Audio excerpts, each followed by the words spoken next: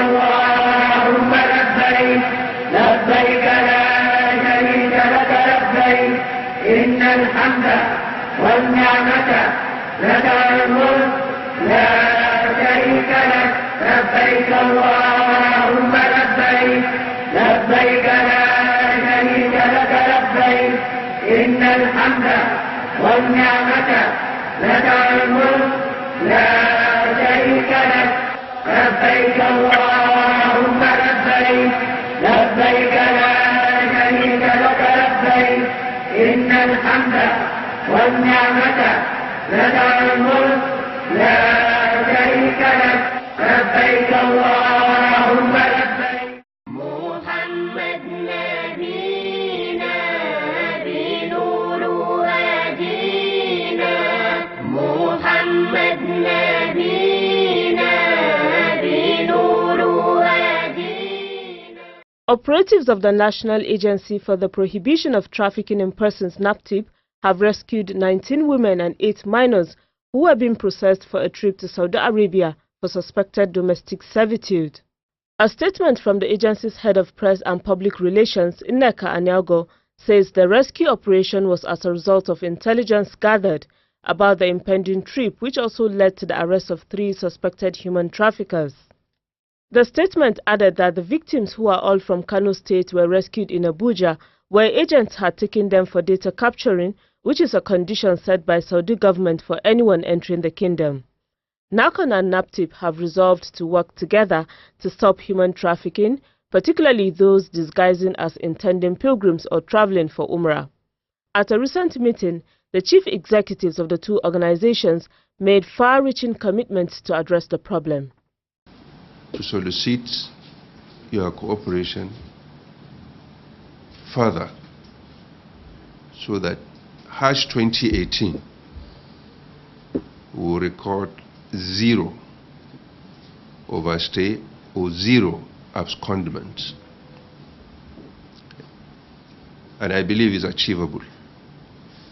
Whatever we need to do to support you, we'll do that. And whatever it takes for us to achieve this goal, we'll work towards achieving it. The Hajj Commission is one of our major partners, and we hope to work very closely with you and NAPTIP together. And I also want you to encourage your staff to always report cases of human trafficking anytime they suspect something, uncanny is happening, especially with these travel agents. محمد نبينا بنور هدينا. Saudi Arabia has embarked on the training of NAHCON staff to improve on the e-track system for pilgrims registration during the 2018 Hajj. Areas of focus during the training were review of how the system worked in 2017 Hajj, pilgrims' pre-arrival data and visa processing. Head of ICT unit at NAHCON, Shehu Abubakar Raji, and the unit program analyst Adela Soye Taiwo took part in the training. Now we print our visas ourselves. This is part of what they told us when we got there. In fact, the visa process has started right now with Umrah. Those who travel to Umrah now no longer have their visas on their passports. They have their visas on ordinary A4 paper. As soon as you get there, they collect the paper, they see, they check on the system, then they stamp entry for you on the passport. Just as you have the experience of UAE. If you've been to Dubai before, you don't need to take your visa to the embassy. They just process the visa on ordinary A4 paper. When you get there, the immigration will check and see, then they stamp you in. During the training, the Director of Finance and Account joined us and some other key management staff of the Commission. The system is becoming more robust and more holistic in the sense that it is incorporating all aspects of it is not just it is fine, it is basically IT, but it is incorporating accounts, flights, you can order Zemzem, you can submit the details of the pilgrims before they even arrive at the kingdom on the system, you define the accommodation, and now payment is on the system, so it makes the Hajj operation even more transparent. The head of ICT unit gives further clarification on the pilgrims' pre-arrival data arrangement. Pre-arrival data means that once I enter the system from Abia State, I'm having 100 pilgrims that is landing in Medina today. 24 hours before their movement, I will just enter the system. I will say 100 pilgrim, flight number so with so number of pilgrims are coming. So by the time you issue that one in system, automatically the Ministry of Hajj have seen it, the service provider, transportation service provider have seen it. So when the pilgrims come, there is no need to ask anything. They will just move them direct to their buses. From their buses, they take them to their respective destinations.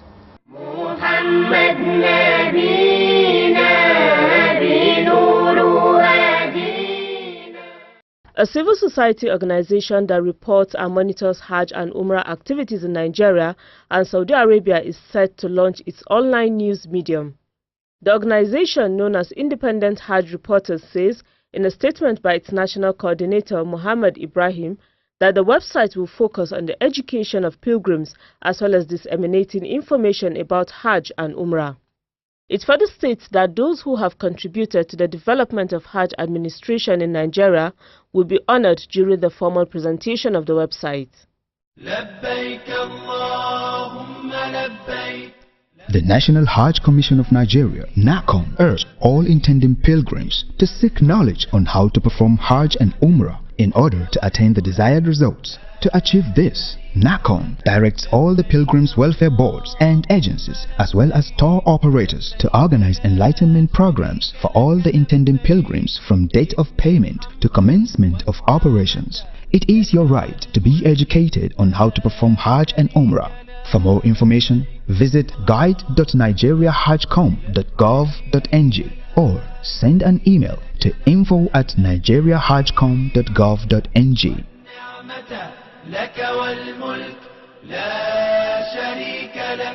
This message is brought to you by the National Hajj Commission of Nigeria, NAHCON.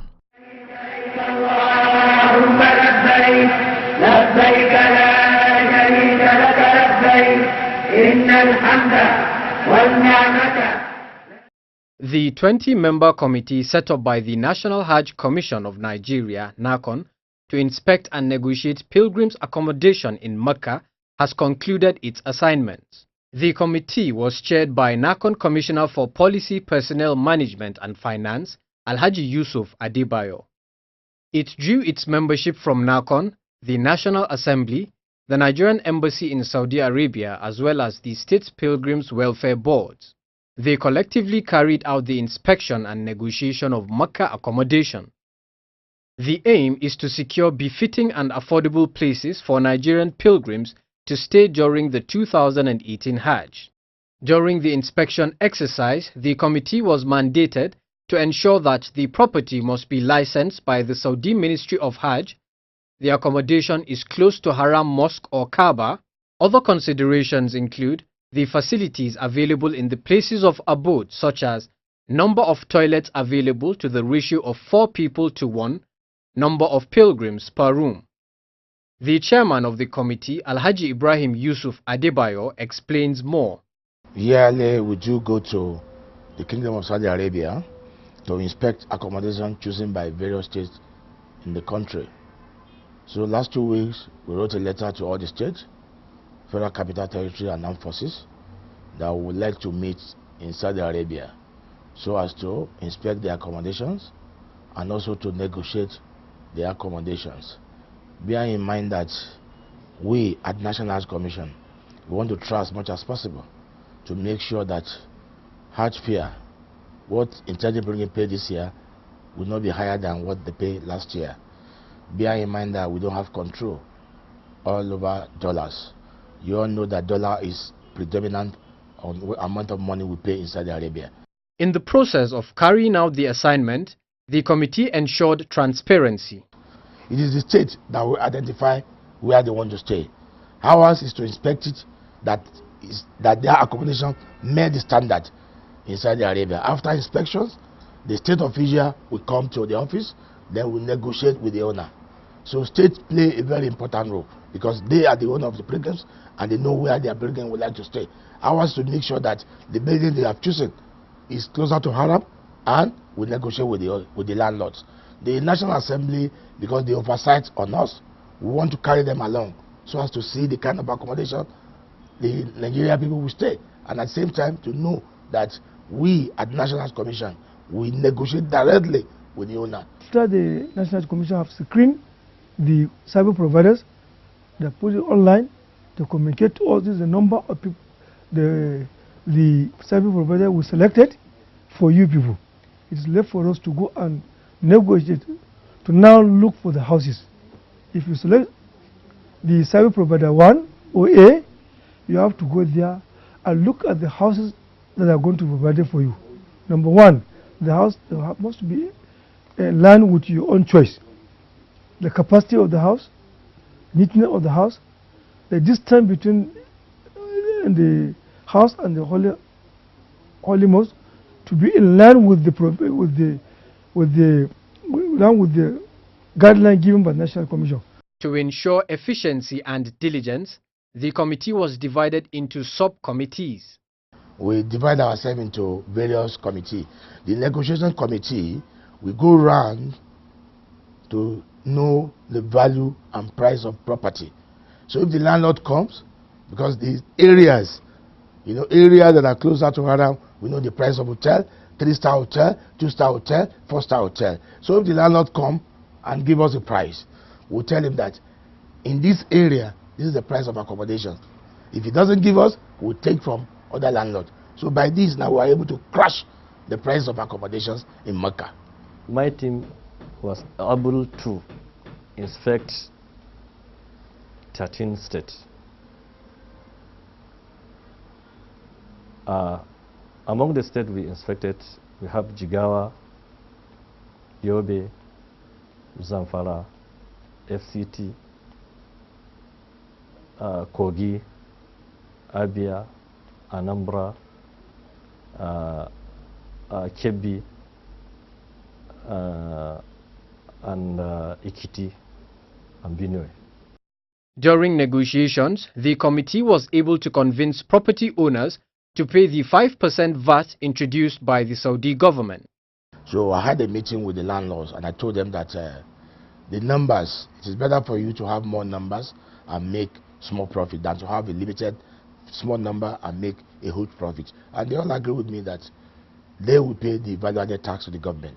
Every landlord that I discussed with the amount of money, which is lesser than what we paid last year, agree to pay VAT to government.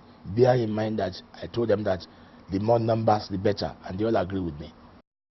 For accommodation that are not too close to the Haram, the property owners agreed to provide vehicles that will be shuttling between the Haram and the hotels on a daily basis.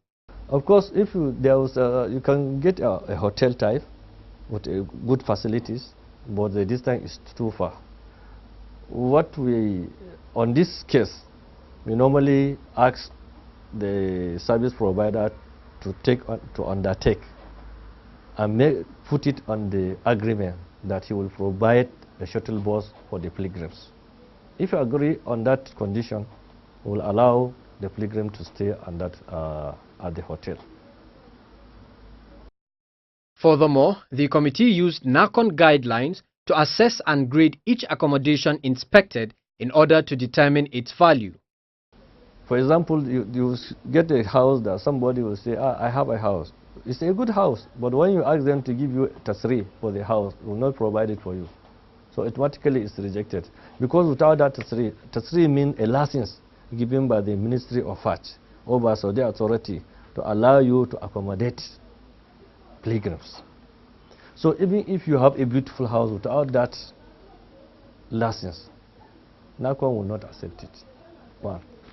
2, even if you have a license, but the house, maybe the toilet ratio or the room ratio is 7 people or 10 people for pilgrims, it will not be accepted.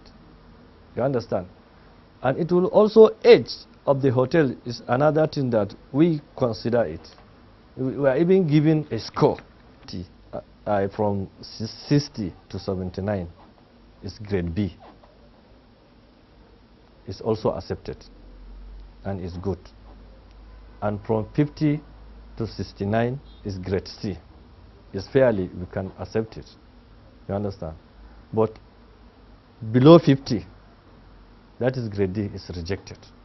But choosing, we look at the capacity. Has he has the capacity of providing such accommodation? If yes, can we see the accommodation? We see the accommodation now. We consider number one, the distance between the Holy Haram and the accommodation. That's the hotel. One. Number two, the capacity. Does that hotel has the capacity to accommodate certain number of pilgrims which you have it? And the number of people per room also count. The toilet, how many people share one toilet per room? It also counts. And the provision of kitchen facilities, does it have it? We have to look at that one. Does they have provision of mosques within the building in case of people that cannot even go out? They have it. We have to see that one. And the reception, instead of our pilgrims to be always at the street, do they have enough reception? Their lifters, are they up to the capacity of the number of the people that the accommodation can accommodate? The exit points, in case of emergency, how many exits do they have? All in addition to the paper, the three, they call the actual papers that they have, whether they have the license to operate for that. في المدينة محمد نبينا بنور هدينا اللهم لبيك لبيك When performing Hajj, men and women are expected to take part in observing all Hajj rites. But in certain matters, there are separate rules for women. What are these rules of Hajj that are peculiar to women? That women must observe. On Hajj Talk tonight, Malama Khadija Gambo Hawaja provides answers to this and other questions. Stress on certain, of course there are peculiarities, that certain things that happen to women, and because of that they are expected to do certain things. But generally speaking, all of the Hajj rituals are the same, except for some few things. Let me give an example. Women have no particular way of dressing. While men use the two wrappers, one tied and one up, the women don't do that. We dress normally the way we dress in our various countries. Despite the fact that women are allowed to wear their normal attire during Hajj, they are however not allowed to wear clothes that are attractive as well as perfumes in order not to distract other pilgrims from their act of worship. We cannot wear something that will attract attention as our, in our ihram. And like I said also, it must not be a color that is shouty, that will make men to begin to look at you in admiration. And then again, like I said, it must be a cloth that is wide enough not to show your body, and that women must not wear perfumes, because perfume has a way of appealing to the senses of other people around you. So in short, anything that will attract attention should be avoided. She says a woman's hijab while in ihram should be long enough to cover all her body, should not be transparent to expose her body, and should not be tight on her body, meaning it should be wide or loose to conceal the contour of her body. For example, during your journey to the mosque, you meet a lot of men. In so many different places, women are exposed to meeting with the other gender. Now, so the issue of hijab should, for the sake of Allah, be strictly adhered to, so that the women do not become fitna to the men and even themselves who have gone now in search of Allah's forgiveness.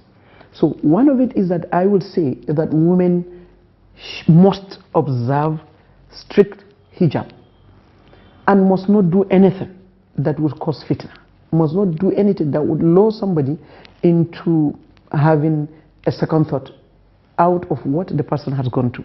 We must not, as women, be fitna to men who have gone to perform Hajj. Malama Khadija describes how women should conduct themselves at the Kaaba. We must enter with decency and modesty. What I mean by that is that during tawaf, yes, women are allowed to do tawaf with men, but women should not unnecessarily move to where there's a group of men and that you want to be before a man where your body will be closed. But if it becomes too tight, and that happens, then it is okay, it can be overlooked. But intentionally and deliberately to want to move closer to men, that is forbidden in the house of Allah Tabaraka wa Ta'ala. So women should conduct themselves in such a way that it is better to have a congregation of women, going around and you join them, than being amongst men, because that is better to avoid any fitna. She also outlines the positions of Islam on a woman who is experiencing her menstrual period during Hajj. We have our menstrual period, and that is where we differ from men, because men don't have that.